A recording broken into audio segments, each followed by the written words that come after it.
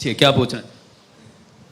कृषि मंत्री जी, मैं आपके माध्यम से पूछना चाहता हूँ, जब हमारा किसान 15 जून से अपनी धान लगाता है और 15 सितंबर से उसकी परचेज शुरू हो जानी चाहिए, आज लगभग एक हफ्ते से किसानों की जो है जीरी आड़तियों में मंडियों में पड़ी हुई है और उसकी सरकारी खरीद ना हो रही है। आड़ती उससे औने पौने दामों पे खरीदने का काम कर रहे हैं, जिससे किसानों को बहुत भारी नुकसान हो रहा है। तो ये 15 सितंबर से जीरी की खरीद आपकी सरकार क्यों नहीं कर रही है सर?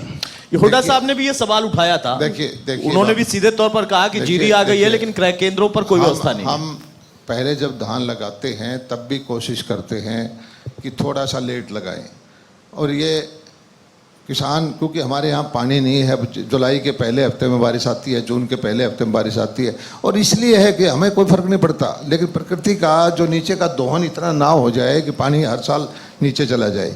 और धान की जो खरीद होती है आपको भी पता है, हम किसके लिए करते हैं? एफसीआई के लिए, भारत सरकार के लिए। हरियाणा सरकार अपने पास धान नहीं रखती, धान लेकर के मिलर को दे देती है, वो चावल वहाँ चला जाता है।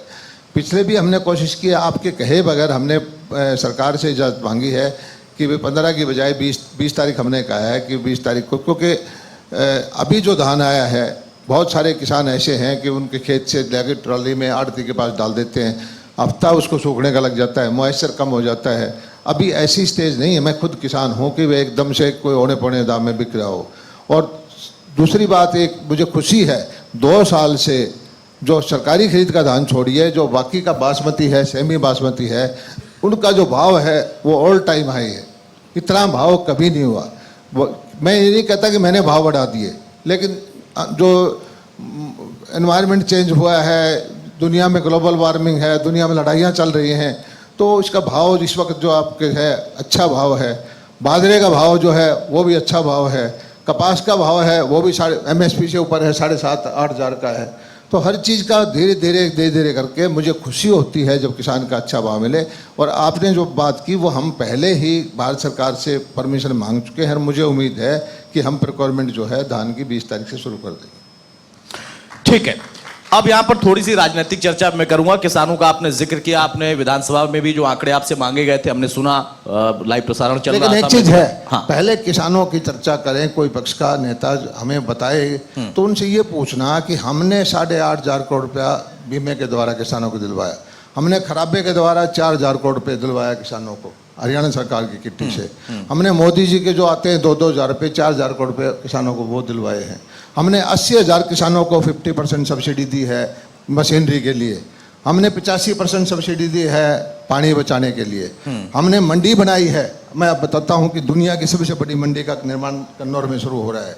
पिछले दिनों जापान गया था मैं, छोटी सी कहानी, मुझे किसान बिल्कुल देखने के लिए वहाँ मैंने देखा कि एक सिंगल पीस खरबूजा उन्होंने बताया कि 1500 उनकी लोकल करेंसी का है, मैंने रुपये में कन्वर्ट करा कि 1200 रुपये का एक सिंगल पीस है।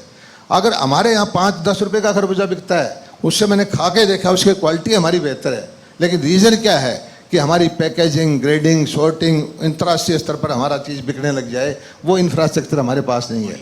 हम जापान के, हमारी मंडी बनने के बाद उनसे लोन ले करके हर ब्लॉक स्तर तक हम बना रहे हैं। लेकिन आपको नहीं लगता दलाल साहब, ये अंतर जो आपकी कहानी है उसमें बड़ा अंतर है? आप कह रहे जापान में एक खरबूजा 1500 या 1200 हमारी करेंसी के हिसाब से मिलता है, यहाँ तो पूरा खेत बिक जाए खरबूजे का 1200। तो नहीं, मैं किसान हूँ, मेरा एक वक्त ऐसा आता है कि मेरा टमाटर 50 पैसे किलो बिकता है, 50 पैसे किलो। कई बार ऐसा होता है कि हर साल 5 रुपये किलो प्याज बिकता है, 50 रुपये किलो प्याज बिकता है।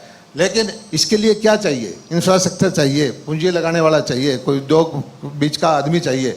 लेकिन माहौल इस देश में ऐसा बना दिया कि कोई उद्योगपति आता है तो कहता है कि किसान को मार देगा, किसान को खा जाएगा। किसान के पास इतनी पूंजी नहीं है। आपको अगर हमारा टमाटर 50 पैसे मिलता है, नहीं तो अगर आपके फैसले अच्छे हैं तो फिर कौन माहौल ऐसा बना देता है? हमारे फैसले सारे अच्छे हैं, किसान हमारी बात को मानते हैं, लेकिन राजनीति करने वाले लोग जो हैं वो हमेशा चर्चा ये है, मैं बताया कि किसान की चर्चा करते हैं, इस बात का मैं स्वागत करता हूं। और धीरे धीरे करके जितनी योजनाएं हरियाणा सरकार की हैं उससे हरियाणा के किसान को फायदा हो रहा है। ठीक है, एक सवाल और,